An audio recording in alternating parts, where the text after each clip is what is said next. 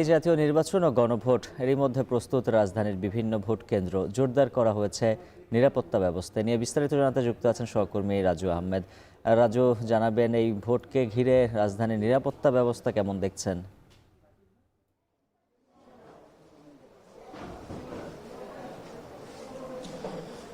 উজ্জ্বল, প্রথমে যদি জানিয়ে রাখতে চাই যে কিছুক্ষণের মধ্যে আনুষ্ঠানিকভাবে ভোটের যে সরঞ্জামগুলো রয়েছে, বিশেষ করে ব্যালট বাক্স, ব্যালট পেপার থেকে শুরু করে গণভোটের বিভিন্ন সরঞ্জাম, সেগুলো বিতরণের কার্যক্রম শুরু হবে এবং সেই আনুষ্ঠানিক প্রস্তুতি মূলত বিভিন্ন কেন্দ্রে, অর্থাৎ নির্ধারিত কয়েকটি কেন্দ্রে মূলত গ্রহণ করার যে কার্যক্রম সেটি শুরু হয়েছে। এবং সেই সঙ্গে জানিয়ে রাখতে চাই যে ইতিমধ্যে বেশ কয়েকটি কেন্দ্র ঘুরে এসেছে, ঢাকা 7, 8, 9 এবং ঢাকা 16, ঢাকা 10 আসনের আশেপাশের কয়েকটি কেন্দ্র আমরা ঘুরে এসেছি। এই কেন্দ্রগুলোতে ইতিমধ্যেই আইনশৃঙ্খলা রক্ষাকারী বাহিনীর সদস্যরা তারা কেন্দ্র বুঝে নিতে শুরু করেছে।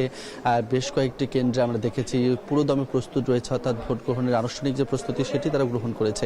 আর এখন কেন্দ্রগুলোতে মূলত এই ব্যালট বাক্স এবং অন্যান্য সরঞ্জাম যেগুলো রয়েছে সেগুলোর অপেক্ষায় মূলত আইনশৃঙ্খলা রক্ষাকারী বাহিনী এবং কর্মকর্তারা রয়েছেন এবং বিভিন্ন নির্ধারিত স্থান থেকে সেই জিনিসপত্রগুলো সংগ্রহ করার চেষ্টা তারা করছেন। সেই সঙ্গে সার্বিক নিরাপত্তার বিষয় যদি জানাতে চাই, আমরা রাজধানী জুড়ে ঘুরেছি, বেশ কয়েকটি টহল আমাদের চোখে পড়েছে। একই সঙ্গে পুলিশের বেশ কয়েকটি চেকপোস্টও আমরা রাজধানীতে দেখেছি। একই সঙ্গে যদি জানাতে চাই যে যেহেতু এই নির্বাচনে বিপুল সংখ্যক আইনশৃঙ্খলা রক্ষাকারী বাহিনীর সদস্য নিযুক্ত থাকবে, বিশেষ করে আনসার সদস্য থাকবে 6 লক্ষের মতো, সেই জায়গা থেকে কিন্তু রাজধানীর বেশ কয়েকটি আনসার ক্যাম্প থেকে বিভিন্ন কেন্দ্রে আনসার সদস্যদের পাঠানোর যে প্রস্তুতি সেই কার্যক্রমগুলো মূলত চলছে।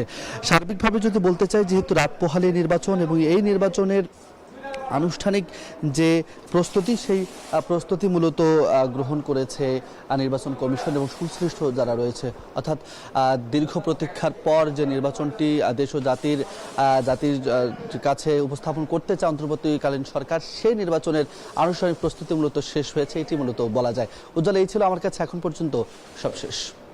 বিভিন্ন কেন্দ্রে কেন্দ্রে পাঠানো হচ্ছে নির্বাচনী সরঞ্জাম, এ বিষয়ে বিস্তারিত জানাচ্ছিলেন সহকর্মীরা।